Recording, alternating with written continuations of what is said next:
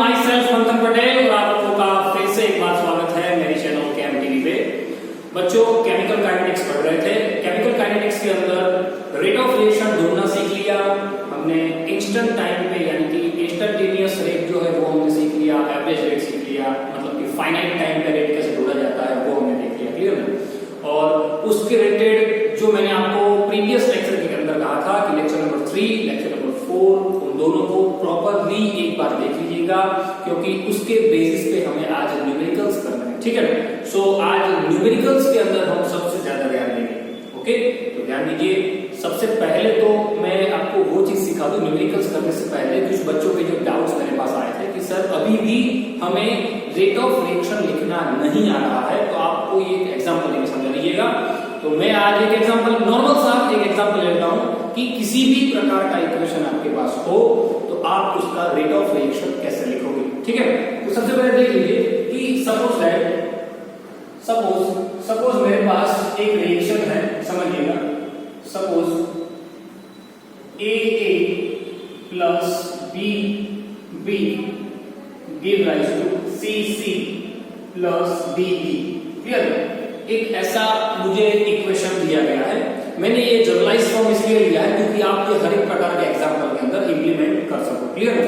जैसे कि ये जो है हमारा रिएक्टेंट है और ये हमारा प्रोडक्ट है, तो रिएक्टेंट साइड और प्रोडक्ट साइड, ये दोनों साइड में आपको सबसे पहले तो एक बात का ख्याल रखना होता है। वो क्या कि रिएक्टेंट साइड का जब भी कभी आप रिएक्टेंट साइड का रेट ऑफ रिएक्शन लिख रहे हो, रिएक्टेंट साइड, तो उसको आप एक्चुअली में दो तरीके से लिख सकते हो।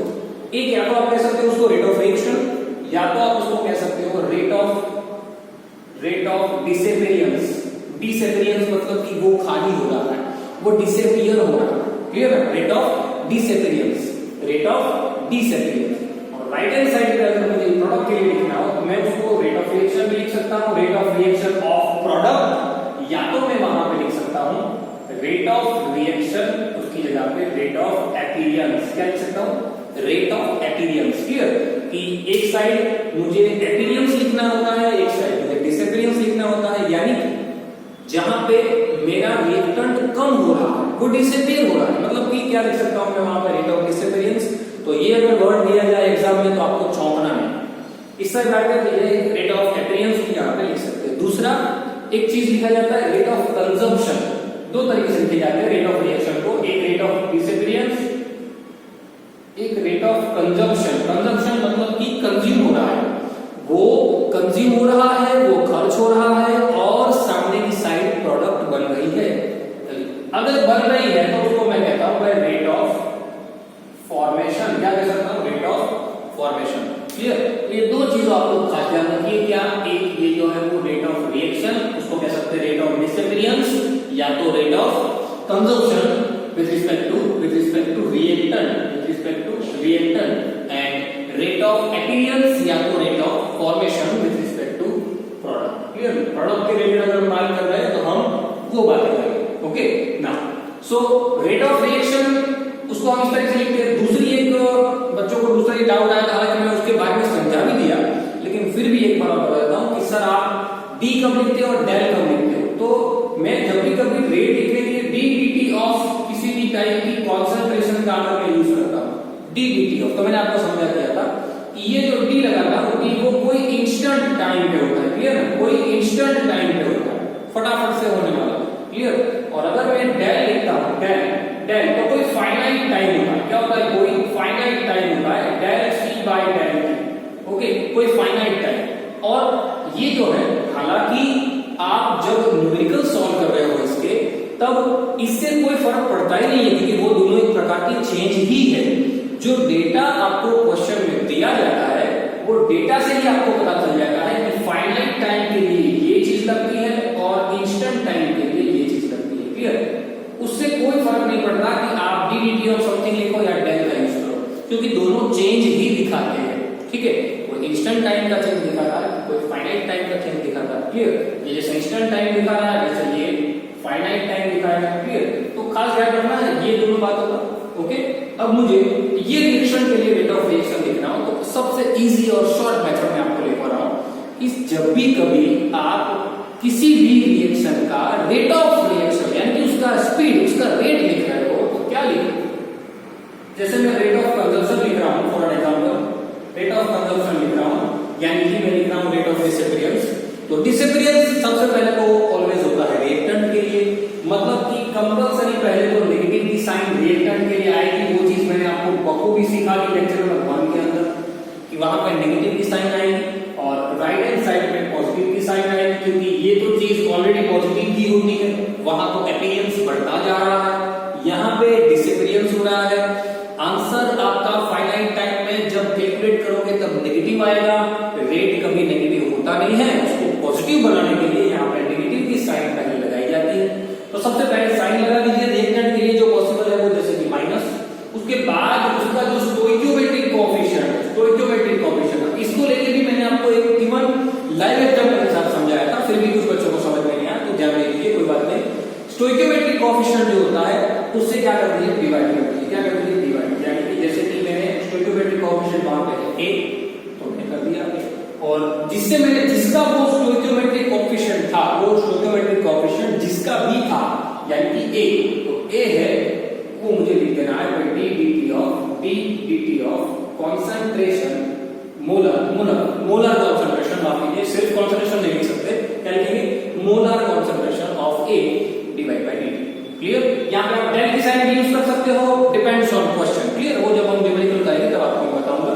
ओके, सो ये हो गया भाई रेट ऑफ कंजम्पशन, एक ये हो गया। दूसरा एक चीज और कंज्यूम हो रही है, क्या कंज्यूम हो रही है, b भी कंज्यूम हो रहा है, तो वहां पे माइनस की साइन आएगी। So minus 1 by b dt of capital B, क्योंकि वो है हमारी molar concentration with respect to B।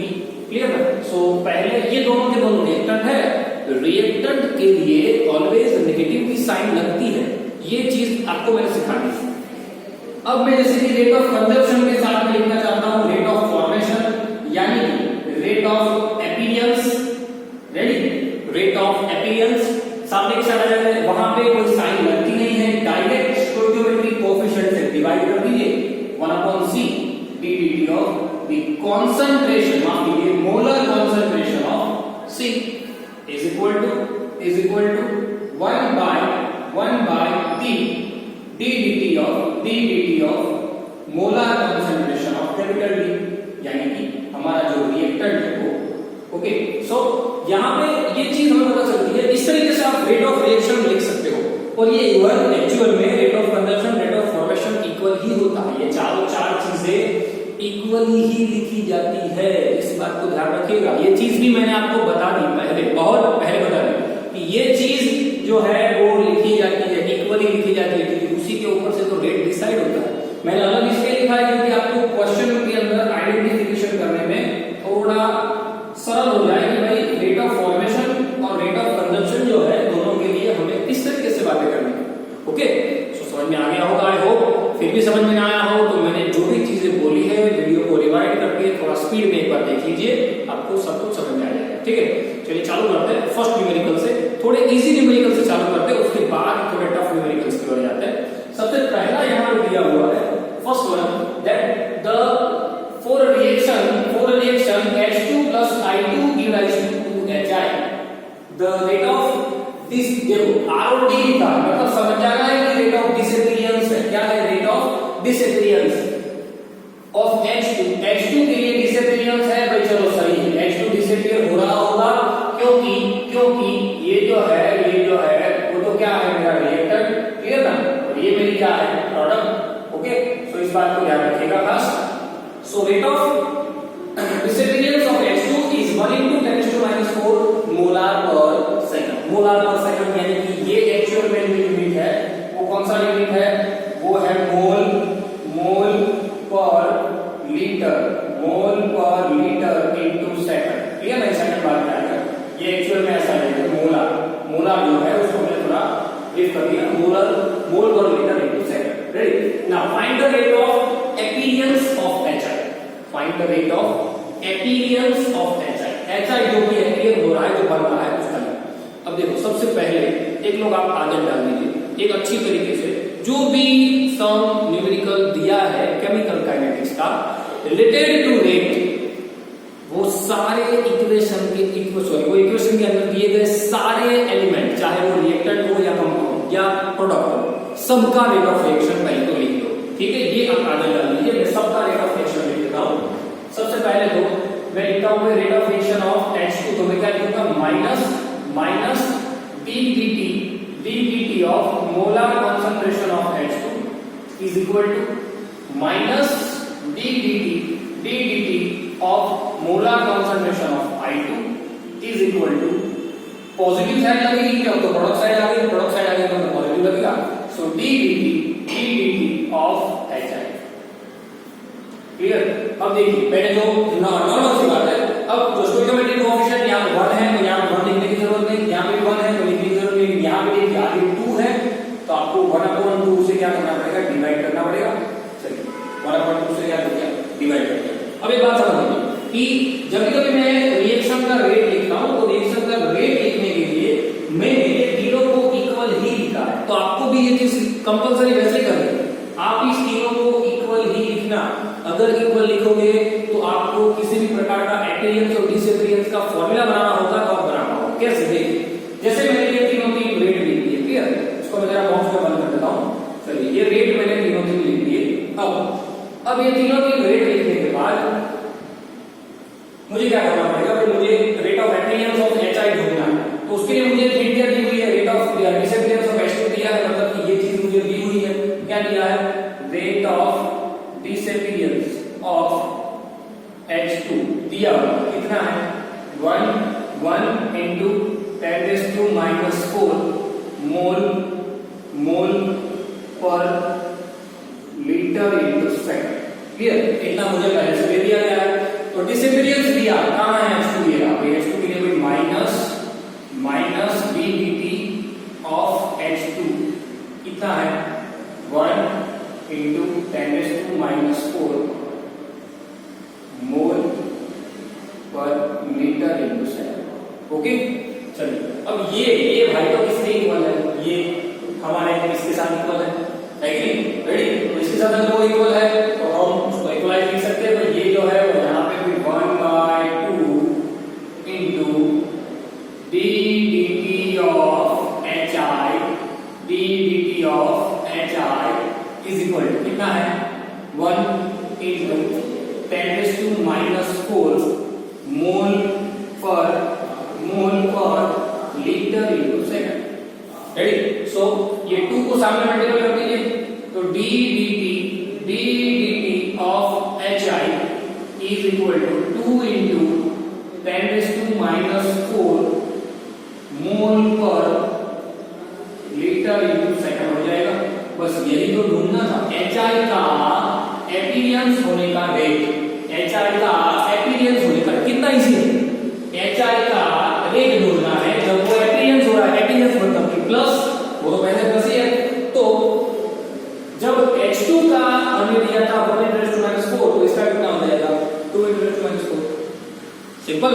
अब यहाँ पे एक्चुअली ये तो मैंने कैलकुलेशन करके बताया क्योंकि आपके लिए पहला समय, इक्वेशन के ऊपर से भी आपको पता चल जाता है डायरेक्ट। कैसे भाई, एक H2 से 2HI बना, क्या बना, एक H2 से 2HI बना, एक I2 से 2HI बना। अगर एक H2 से 2HI बना तो उस H2 का रेट 1 × 10⁻⁴ है, तो HI का रेट कितना होगा भाई, उसका डबल ही होगा, सीधी बात है। अगर रेट ऑफ H2 is 2, क्योंकि देखिए रेशियो कंपेराइज कर दिया, एक H2 से 2HI बना, एक रिएक्टेंट से 2 प्रोडक्ट बनी है, तो एक रिएक्टेंट का जो रेट ऑफ रिएक्शन होगा उससे तो डबल ही होगा ना प्रोडक्ट का, तो डायरेक्ट पता चलेगा 2 × 10⁻⁴ आता है। एक्चुअली ये एक एमसीक्यू है जो लास्ट ईयर नहीं, मे बी कोई साल था जिसके अंदर पूछा गया, ये एमसीक्यू फॉर्म था और 4 रेट दिए थे और डायरेक्ट आंसर लिख सकते थे आप, ठीक है। मैंने थोड़ा उसको इलैबोरेट कर दिया कि अगर आप डायरेक्ट ना लिख पाओ तो आप इलैबोरेट करके भी उसको लिख सकते हैं, ठीक है। चलिए नेक्स्ट क्वेश्चन की ओर जाते हैं। Now the rate of reaction of NO in reaction of NOBr give rise to 2NO plus Br2 is found to be 1.6 into 10⁻⁴ molar per second। कितना दिया गया, मोलर पर second. Find out the rate of reaction and rate of consumption. सबसे पहले तो rate of reaction ढूंढना है, यानी कि रेट ऑफ रिएक्शन सबके लिख देते हैं, उसके बाद रेट ऑफ कंजम्पशन किसका, NOBr का। NOBr का क्या ढूंढना है, rate of consumption. NOBr conserve हो रहा है। क्यों? क्योंकि ये NOBr क्या है? NOBr है मेरा रिएक्टेंट, और अगर वो रिएक्टेंट है तो कंज्यूम होगा, वो सही बात है। चलिए ना, सबसे पहले तो रेट ऑफ रिएक्शन सबसे लिख देते हैं पूरे इक्वेशन के लिए, -1/2 ddt of NO, सॉरी माफ कीजिए, concentration of NOBr is equal to, अब राइट हैंड साइड पर प्लस की साइन आती है, सो 1/2 ddt of NO is equal to 1/1, कुछ नहीं है क्योंकि Br है, Br2 अकेला है, सो ddt of, ना लिखो तो भी चलेगा, ddt of Br2। Okay, ready? So यहाँ पे एक हमने रेट लिख दिया। अब मुझे रेट ऑलरेडी दे दिया गया, किसका दे दिया? Rate of reaction of NO, NO के लिए मुझे दे दिया गया, इसके लिए मुझे रेट दे दिया गया है, इसके लिए मुझे रेट दे दिया गया है। रेट ऑफ, मुझे रेट ऑफ रिएक्शन ढूंढना तो मैंने वो लिख दिया। क्या दिया गया? रेट ऑफ, ये 1.6 × 10⁻⁴, तो यहाँ पे तो मेरे पास क्या है? हाफ है ना, तो सीधा कर सकता हूँ भाई, रेट ऑफ रिएक्शन कितना है NO के लिए? अगर मैं बात करूँ तो 1/2 into ddt of 1/2 into ddt of molar concentration of NO। Ready? Molar concentration of NO दे दिया गया है, और ये जो है रेट ऑफ रिएक्शन, ये तो मुझे बता दिया गया है कितना है, ये 1.6, तो सीधा मैं वैल्यू देता हूं 1/2 into 1.6 into 10⁻⁴ मोलर पर सेकंड। अब डायरेक्ट बात लिख देंगे तो आंसर निकल जाएगा सीधा 0.8 into 10⁻⁴ मोलर पर सेकंड, यानी कि मोल पर लेकर इनटू सेकंड। ठीक है, समझ जाइएगा। तो मुझे रेट ऑफ रिएक्शन मिल गया, किसके लिए मुझे रेट ऑफ रिएक्शन मिल गया भाई? मुझे मिल गया NO के लिए जो मुझे दिया था ये रेट ऑफ रिएक्शन मोलर पर सेकंड का, वो मैंने इक्वेशन के अंदर जब मैंने इंप्लीमेंट किया, जैसे कि मेरे पास ये इक्वेशन है, तो मैंने राइट हैंड साइड पे जो एडियंस हुआ, कितना एडियंस हुआ तो आ रहा है, क्लियर है? देखिए जो 1/1 ऑफ दिस NO के लिए 1/2 ऑफ दिस एडियंस हुआ। अब मुझे कंजम्पशन ढूंढना हो तो आप डायरेक्ट लिख सकते हो भाई यहाँ पे कि भाई rate of consumption of NABr का मुझे अगर डायरेक्ट बात लिखते हैं, पहले आपको मैं इसका कैलकुलेट कर रहा हूँ, डायरेक्ट लिखना हो तो देखिए NOBr डबल है, NOB डबल है, समझ लो। यहाँ पे देखिए 0.8 into 10⁻⁴ मोलर पर सेकंड है, सॉरी मोलर सेकंड है, तो 0.8 into 10⁻⁴ की वैल्यू जब मैं यहाँ पे रखूंगा इस इक्वेशन के लिए, भाई ये पूरे का रेट ऑफ रिएक्शन तो मेरे पास है, मुझे ढूंढना क्या है? मुझे ये चीज ढूंढनी है, 1/2 into d of NOBr dt। मुझे इसके अंदर इतना पहले से दे दिया गया है, इतना मुझे पहले से दे दिया गया था, तो मैंने इक्वेशन के अंदर इंप्लीमेंट करके ये पूरा ढूंढ लिया, मतलब रिएक्शन ओवरऑल रेट ढूंढ लिया। ओवरऑल रेट मतलब तीनों तीन का रेट, वो तीनों तीन का रेट कितना आया? ये रहा 0.8 into 10⁻⁴, और वो किसके इक्वल आया है? तीनों तीन के इक्वल। अब मुझे तो Br2 की जरूरत नहीं है, ये तो मैंने ढूंढ लिया है, मुझे कंजम्पशन ढूंढना है इसका, तो मैं क्या लिखूंगा? -1/2 ddt of NABr, ddt of NOBr। Ready? समझ में आई बात? अब मुझे क्या ढूंढना है? मुझे कंजम्पशन, यानी कि मुझे सिर्फ इतना ही ढूंढना है। क्या ढूंढना है? सिर्फ इतना। ओके, क्योंकि रेट ऑफ रिएक्शन तो मेरे पास है, तो 2 को सामने मल्टीपल कर दो तो सीधा आंसर निकल के आ जाएगा 2 into 0.8 यानी कि 1.6 into 10⁻⁴ मोल पर लीटर into सेकंड। इसका rate of consumption of NOBr का मुझे रेट ऑफ कंजम्पशन मिल गया। कितना मिला?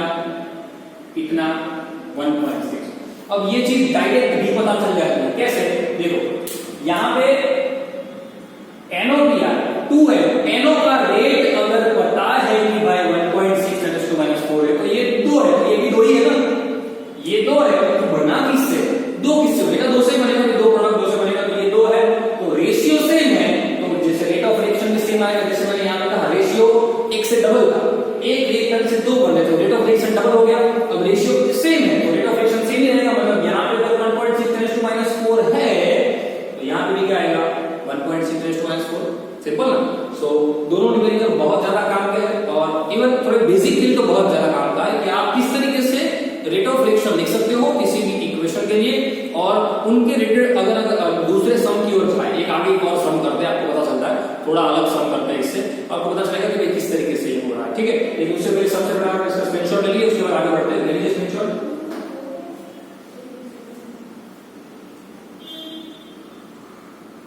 चलिए बच्चों आगे बढ़ते हैं, दूसरे क्वेश्चन की ओर जाते हैं, थोड़ा टफ क्वेश्चन लेते हैं। 2a + 3b give rise to 5c। हमको रिएक्टेंट दे दिया गया है 2a + 3b, और थोड़ा वैरायटी वाला क्वेश्चन भी है, प्रोडक्ट दी गई है 5c। Now initial concentration of A is 10 molar and change to 5 molar in 20 second. देखिए अब आपको एक चीज क्लियर हो गई होगी कि सर डेल की साइन कहां लग रही है एक्चुअल में, और डी की साइन कहां लग रही है। यहां पे देखिए ये डेटा के ऊपर से, जिन बच्चों ने प्रॉपर्ली पढ़ा है उनको तो डेटा के ऊपर से पता चल रहा होगा कि ये फाइनाइट टाइम दिया हुआ है, एक कोई प्रॉपर टाइम दिया हुआ है। अगर कोई प्रॉपर टाइम दिया हुआ है तो हम उसको डेल की साइन से इंडिकेट करते हैं, कोई फाइनाइट टाइम है इसलिए। क्लियर? बाकी मैंने आगे सम के अंदर इंस्टेंट लिखा था क्योंकि वहां पे कोई ऐसा पर्टिकुलर डेनोटेशन नहीं था, बताया नहीं गया था कि आप लोग इंस्टेंट टाइम पे रिएक्शन कर रहे हो या तो एवरेज रेट से कर रहे हो, पता नहीं, तो आप डायरेक्ट डी लिख सकते हो कॉमनली। क्लियर? बट यहाँ पे तो स्पेसिफाइड किया गया है कि ये रिएक्शन के लिए कुछ टाइम में इनिशियली ये कंसंट्रेशन है, कुछ टाइम के बाद ये कंसंट्रेशन बन रही है। क्लियर है? यहाँ पे डेल की साइन कंपल्सरी लगेगी। ठीक है, इस बात को ध्यान रखिएगा। और गलती से एक और बात, गलती से अगर आपने डी की साइन डी लगा दी है तो कोई टेंशन मत कीजिए, सिर्फ आपका जो फॉर्मूला है उसमें डी रहेगा, बाकी आपकी जो मेथड है वो तो मैं अभी जो कर रहा हूं वही रखनी है। ठीक है, चलिए। सो सबसे पहले तो इनिशियल और फाइनल की बात कर लेते हैं। रिएक्शन के लिए जो हमें दिया गया है 2a + 3b, क्वेश्चन के अंदर ऐसा बताया गया है 2a + 3b give rise to 5c। Okay ना? सो इनिशियल यानी कि t = 0 टाइम, याद कीजिए मैंने आपको ये चीज भी पढ़ाई। इनिशियल टाइम t = 0 टाइम पे हमारे जो 2a है उसकी कंसंट्रेशन हमें बताई गई है। क्लियर ना? कितनी कंसंट्रेशन है? Initial concentration of A is 10 molar. Clear? Initial concentration कितनी है? 10 मोलर। ओके, समझ में आई बात? नाउ कुछ टाइम के बाद वो चेंज हो जा रहा है, कितने टाइम के बाद? 20 सेकंड। तो कुछ टाइम यानी कि t = 20 सेकंड। 20 सेकंड के बाद यानी कि इनिशियल के बाद फाइनल पे मेरी कंसंट्रेशन बन जा रही है 5 मोलर। सही बात है भाई, कंजम्पशन हो रहा है, कुछ टाइम के बाद रिएक्शन चालू हो जा रहा है, रिएक्शन चालू हो जाने के बाद रिएक्टेंट की मात्रा कम होने लगती है, प्रोडक्ट बढ़ने लगता है, तो यहाँ पे पता चल जा रहा है कि 10 मोलर से 5 मोलर हुआ। ओके, ये तो नॉर्मल सा डेरिवेशन है जो आपको पता चल जाएगा। Now intention, now find the rate of disappearance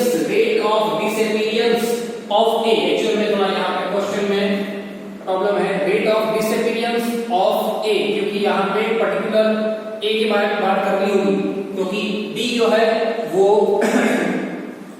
B जो है हमारा वो कोई दूसरा टर्म है इसलिए। ओके, चलिए।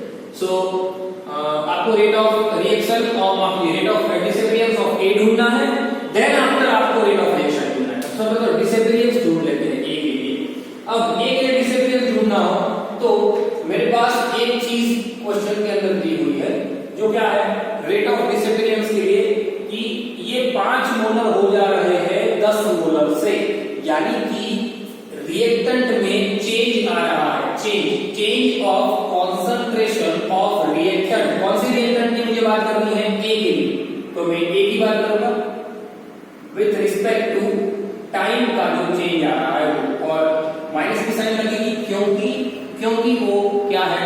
रिएक्टेंट है इसलिए। ठीक है, so del of concentration of A divide by del T, यानी कि यहाँ पे कोई फाइनाइट टाइम की बात चल रही है, फाइनाइट टाइम के अंदर हमें डेल की साइन लगानी कंपल्सरी है। ओके, सो ये मुझे मिलेगा rate of disappearance of A। क्या मिलेगा मुझे? ये rate of disappearance of A। Okay, चलिए। Now minus del of A, यानी कि final concentration minus initial concentration. Final मेरे पास कितनी है? 5 माइनस इनिशियल मेरे पास कितनी है? 10।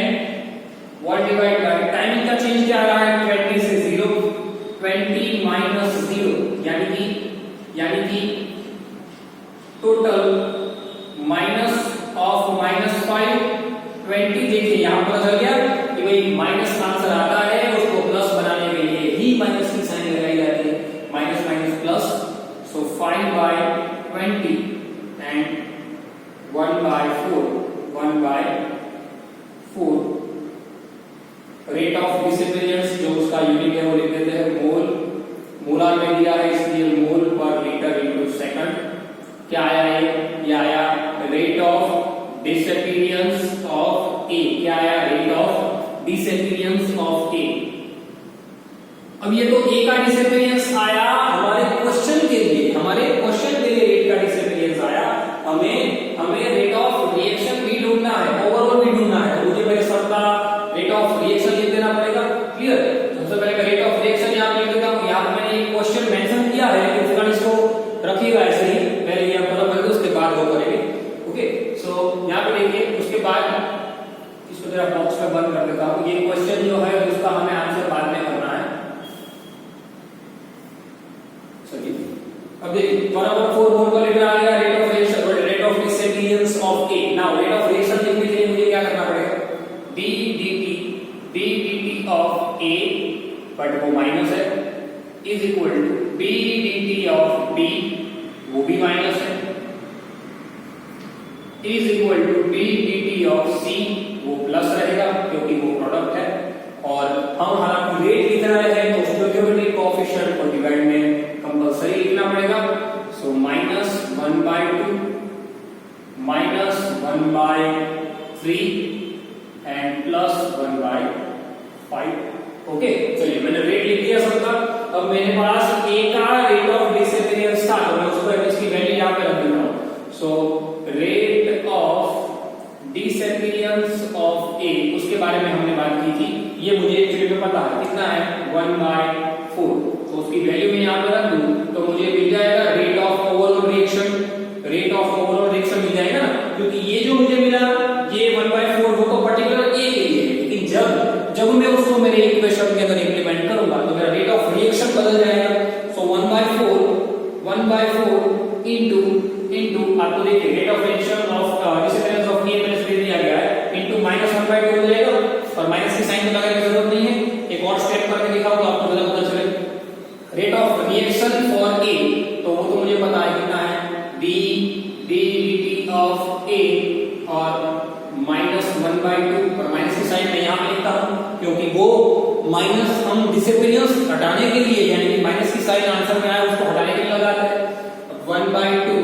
और ये जो है ये चीज मैंने कैलकुलेट कर ली, a का मैंने कैलकुलेशन कर लिया। ये रेडी, d लिखा है, हालांकि आप यहां पे डेल लिखोगे, मैंने पहले बताया आपको d लिखो डेल लिखो फर्क नहीं पड़ेगा, लेकिन आपको ये पर्टिकुलर सम के लिए डेल लिखना है। मैंने यहां पे अलग से d लिख दिया है, आप लोग डेल लिखिएगा, ठीक है। सो 1/2 इनटू डेल बाय डेल कितना आएगा, 1/4 1/8 मोलर पर सेकंड। ओके, सब ये हो गया मेरा रेट ऑफ रिएक्शन। क्या हो गया मेरा, ये हो गया मेरा rate of reaction. Okay, rate of reaction यहां मैंने कैलकुलेट कर लिया। अब रेट ऑफ रिएक्शन हो गया 1.8 मोलर पर सेकंड, पहली चीज भी कैलकुलेट हो गई, दूसरी भी हो गई। अब minus D dt of b, तीसरी चीज कैलकुलेट करते हैं, minus D dt of b। b ये रहा, आ गया इक्वेशन के अंदर, ये उसका स्टोइकियोमेट्रिक कोएफिशिएंट यहां पे हमने लिखा हुआ है, तो मैं वहां लिख सकता हूं भाई ये मुझे क्या एक प्रकार का कंजप्शन ही हुआ ना, ये एक प्रकार का कंजप्शन ही हुआ, ये कंजप्शन ही हो रहा है।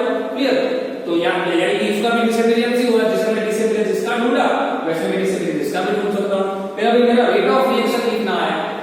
रेट ऑफ रिएक्शन में इसके लिए जो मुझे रेट ऑफ रिएक्शन मिला है वो कितना मिला है, रेट ऑफ रिएक्शन मिला है -1/3 d dt ऑफ b।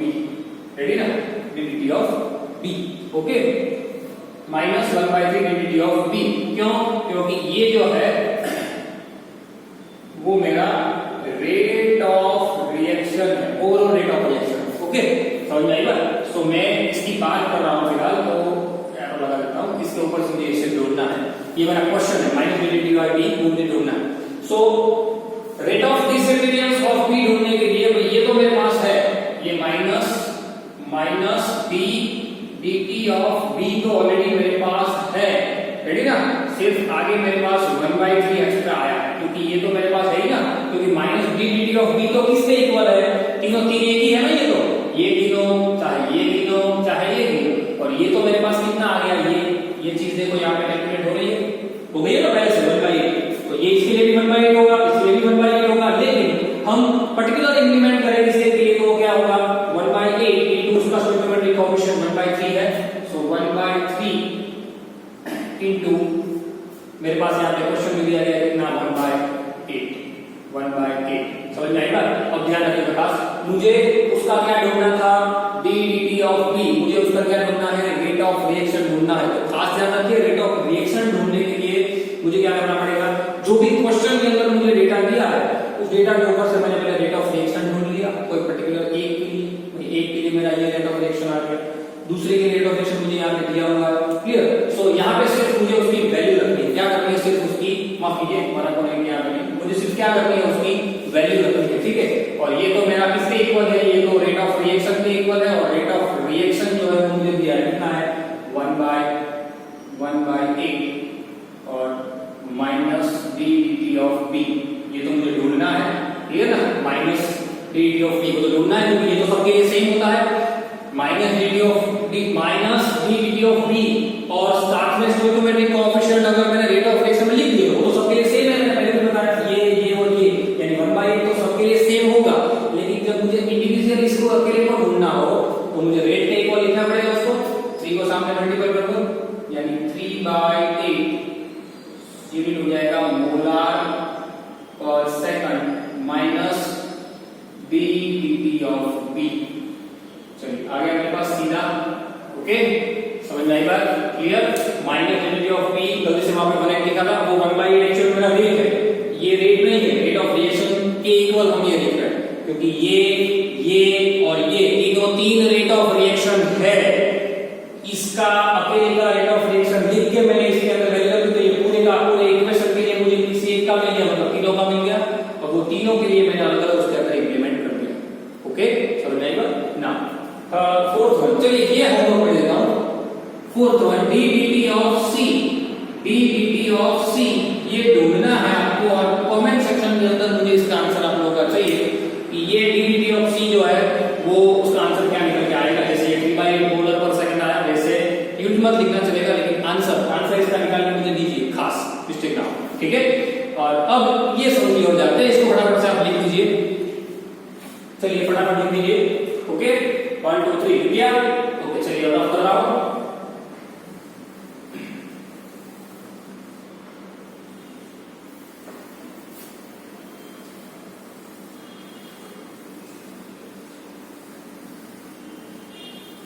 अब देखिए आखिरी शब्द थोड़ा वैरायटी वाला था इसलिए अलग हम ले लेते हैं, इसके अंदर दे दिया है कि Br2O3 plus 5Br minus plus 6H plus give rise to 3Br2 plus 3 water. Write the relation between rate of appearance actually में यहाँ है, एमसीक्यू के अंदर पूछा गया था, बहुत ही ज्यादा काम का क्वेश्चन है, rate of appearance and rate of disappearance of underline term, ये दोनों टर्म अंडरलाइन किए हैं, ये और ये, उन दोनों के बीच का रिलेशन लिखना है, रेट ऑफ अपीयरेंस का और रेट ऑफ डिसअपीयरेंस का, रेट ऑफ अपीयरेंस का और रेट ऑफ डिसअपीयरेंस का अंडरलाइन टर्म लिखना है। तो भाई मुझे सबका रेट ऑफ रिएक्शन लिखने की जरूरत नहीं है, मैं इसे सिर्फ दोनों का लिखूं तो भी बात बन जाएगी ना फिलहाल के लिए, क्लियर। आपको मैं सम के आपको क्वेश्चन आंसर के अंदर एक और चीज मैं देने वाला हूं होमवर्क के अंदर, सॉरी, जैसे ये तो अंडरलाइन टर्म है, मैं किसी और को अंडरलाइन करूंगा और आपको बताना है उसका रिलेशन क्या होगा। पहले मैं यही करूंगा, सिखा देता हूं। तो सबसे पहले मैं बीआर की बात करता हूं, सॉल्यूशन यहां पे कर रहा हूं। बीआर के लिए मैं अगर लिखना चाहता हूं वो तो पहले तो रिएक्टेंट है, मतलब कि माइनस होगा, स्टोइकोमेट्रिक कोएफिशिएंट डिवाइड में चला जाएगा, D D of molar concentration of Br minus, ready समझ में आएगा, इज इक्वल टू इसके इक्वल, हालांकि पांचों 6 के 6 पांचों इक्वल ही होंगे, ये उसका रेट ऑफ रिएक्शन पांचों पांच का क्या होगा, इक्वल ही होगा, पर इज इक्वल टू सामने भी होने की जरूरत जिसकी उसका मैं लिखता हूं 1/3 D D of Br2, ready, यानी मुझे सिर्फ क्या करना है, रिलेशन दिखाना है, रेट ऑफ अपीयरेंस का और रेट ऑफ डिसअपीयरेंस का। तो ये रहा भाई मेरा रेट ऑफ अपीयरेंस, ये रहा मेरा रेट ऑफ डिसअपीयरेंस, तो किसी एक को मैं डिवाइड कर लूं तो चलेगा, कोई बात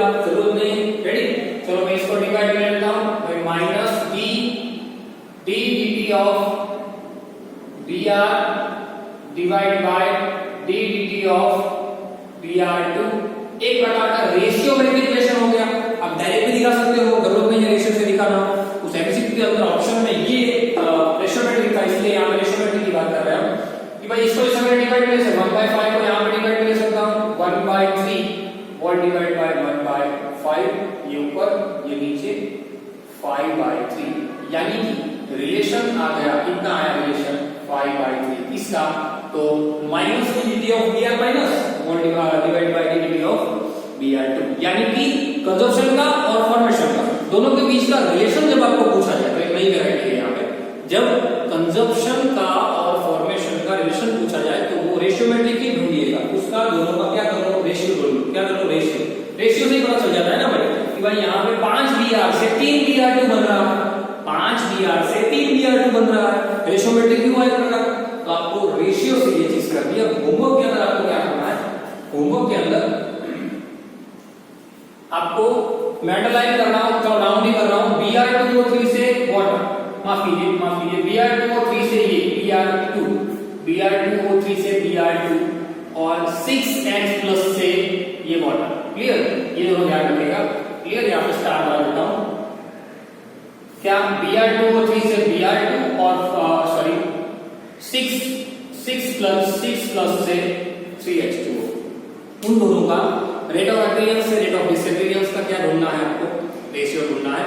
रेट ऑफ एपियरेंस से रेट ऑफ डिसएपियरेंस का रेशियो दोनों के लिए ढूंढना है। ठीक है, फिर से एक बार देख लो क्या किया, सिर्फ कुछ किया नहीं है हमने सबके लिए जो लिखना था मैं इसमें लिखूं 1/1 dt ऑफ Br3 माइनस 1/5 1/6 तीनों के लिए माइनस राइट हैंड साइड 1/3 1/3 दोनों के लिए प्लस, बस वो पांचों पांच इक्वल करना है। और जो आपको पूछा गया तो अंडरलाइन टर्म यहाँ पे ये दोनों थे तो मैंने दोनों के लिए लिखा। आपको होमवर्क में दिया है ये दोनों अंडरलाइन टर्म है, पहला क्वेश्चन, दूसरा क्वेश्चन 6 प्लस और 3x को अंडरलाइन टर्म है तो आप उसके लिए उसको लिखो।